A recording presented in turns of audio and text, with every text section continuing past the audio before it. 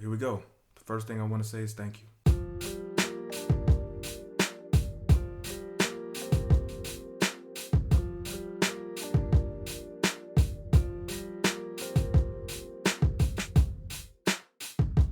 Thank you to everybody that's watched the video, that's liked the video, that's shared the video. Thank you so much for your uplifting comments. Thank you so much for your advice. All of you, I wish I could one by one name you, but in all honesty, I don't want to waste your time any more than I already do. So again, my heartfelt thank you. My wife and I are greatly appreciative of all the support that you've given us over this last couple of weeks. And yeah, we're on the mend, but it takes a lot to get back to something that might seem normal, and I don't think we could get back to that sense of normalcy without as much support that we've gotten, all in the digital world or friends that we have here, or at this point family. So thank you. But I do want to go over a few things just to kind of let you know, or give you an update of what's happened since the accident. 20,000 plus views later. I can't believe that. I'm still at awe about the amount of people that just wanted to just check in. And honestly, like, I think I think this has been very cathartic for me, and I'm greatly appreciative. So first things first, let's talk about what happened with Tesla. So um, the one thing that a lot of people don't know is when you get into an accident with a Tesla, they call you immediately. It doesn't matter how bad that accident is, they call you. I was I had been pulled out of the car already, and I was sitting on the ground. And I realized it's an 800 number calling me. I don't have any 800 number friends. I don't think you do either. But something said, Jay, you should probably answer that. And I had my watch on. I didn't know where my phone was, but my watch was right here. I answered the call. Is that some? Is this something about Tesla owners and like Apple products? It's, I, we'll get to that in another video one day, but bear with me on this one. So my Apple Watch, my watch is ringing. I answer it. Turns out it's Tesla, and they're like, "Hey, we see that you've just been in an accident.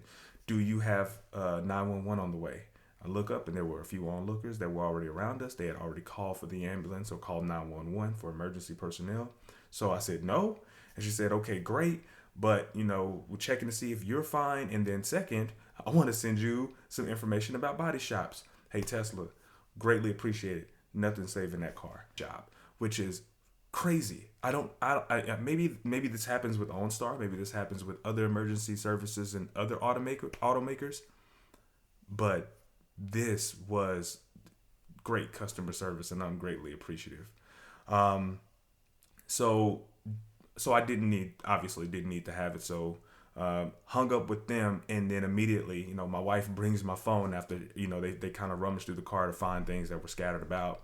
And sure enough, I already have an email. I already have an email from Tesla telling me, hey, look, these are some body shops that we recommend if the car isn't totaled. And one thing you don't know about Tesla, and this is probably a problem depending on where you come from, but the dash cam footage. The dash cam footage is constantly, like, maybe every 3 or 4 minutes checking, the road around you. And just monitoring your driving, it looks like. And we were able to get video right up until we got next to the 18 wheeler. That I do have, but I did not see the accident. So I reached out to Tesla because you can actually ask for this data. You could say, "Hey, look, I would like my data. Please send it to me." And it's a really simple process. But then you get an email back a week later that says, "Hey, we only service these areas that have requested this information." And because I don't live in the state of California, I couldn't get it. And I don't look, I personally would love to not relive the accident. Um, and maybe it's for the best. But I mean, there are other things that are working here, and I might want to have that footage. So I mean, depending on where you come from, that might not be the best selling point. Outside of a vehicle getting clobbered by 18 wheeler and the people inside living. Maybe that's a turn off for you. Still though, very odd thing. I do want to take a moment to talk about health. So and this is just a moment of transparency. Again, I use this as a bit of therapy. Matter of fact, I was speaking to my therapist the other day about this, and as much as it pains me about what's happening to me, or what has happened to me. He said, it happened to you, and this is how you are right now. And you have to constantly bring those. I'm chilling. I'm sorry, Siri. You have to constantly bring it back to right now. I'm hurting right now. I'm not sleeping well right now. I do not feel like I am a contributing member of the household right now. And that's a part of my own mental, my own psychological healing here, is because I feel like I am not enough, and I'm not doing enough, and it's really painful.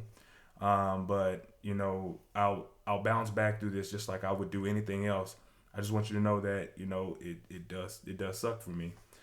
Physically, one of the things that I do is I run. I mean, hell, the channel started as a opportunity to talk about different run shoes and different places that I'm running and different techniques, right? Well, I'm not doing that right now. If I'm walking around on crutches for a couple of hours, I'm extremely exhausted, and that is different for me, right? Like I'm using more different muscles than I would typically use for running, and now I am worn out, and that is not an easy thing for me, because long runs, or how I would think through what I was gonna talk about, even whether it's these videos or important matters in my job, or how I also to replay things that might have happened, and work through them, maybe figure out how I would do things different. And I don't have that right now. I don't have anything that I can just lean on, and of course I'm open to suggestions. So in the comment section, if you got something, I'm here. Just let me know, because I'm not moving around a lot. I'm not doing much. But yeah, my physical and mental health it's not in a good way right now, and we'll figure it out, and we'll bounce back. Like I always say this to my wife, like those grocery store bouncy rubber balls, like those ones you pay 25 cents for, they bounce like crazy, right? That's the type of bounce back I'm talking about. So we'll be there in a minute. The other part to this is we're also in the process of a move, and we look. Let me tell you something, man. I am proud. I am so proud of my wife. She was able to drive us to Dallas, was able to see where our accident happened. Hey, and yeah, there were a couple of moments on the freeway. It was one moment actually where they're doing a lot of construction on I-35, and they have been since I've been alive. But they're doing a lot of construction at a certain point on I-35. So what was once a median, where it has the rough edge, so it alerts you if you're driving on it, that swerves into the road. So of course she's driving normally. She drives over that. The loud sound scares the hell out of her, and it's just a moment, right? It's just a moment, but this is an example of what type of mental stress it is for her to drive us from she's driving, right? Mind you, I was the primary driver. Like if we went anywhere together, hey, Jay's driving, or psych. Anyway, so I'm driving. We would drive these long distances, and it would just be me. But now she's the one having to be behind the wheel. But guess she was also the one that drove when the accident happened. So I could see, and anyone could see, why she would be mentally and physically distraught over this. But hey, we made it. We did it. Not only did we go to Dallas yesterday, we got measurements on the new place. She was able to put her plants in there. We got measurements of all the things that she wanted to get measurements of. We did all our final check-ins, paid them their money, and now we have keys to a new place, and we were able to come back here to the Fort Hood area, and we got home right around 8:30, 9 o'clock at night. So we were able to do all of this in a day, and honestly, it's based off of my wife's resilience. Like, a very strong woman, and I'm very, very, very fortunate, because I can't ask for anyone to be able to bounce back and jump on the freeway after the level of accident that we just went through. And mind you, there's a fear there now, right? Because it wasn't her fault. We were hit. So to her, the opportunity for something to happen is not on her. She has to be extremely defensive now because she doesn't know. So of course we're driving a lot slower.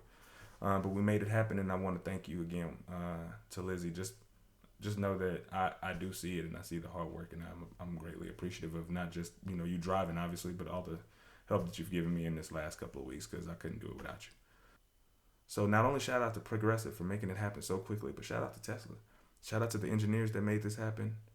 Shout out to those that have just the kid in them to come up with some of the ideas that they have to make some of these things work that are working. And obviously Elon Musk, I'm a fan. I ordered another one. We'll talk about that in another video though.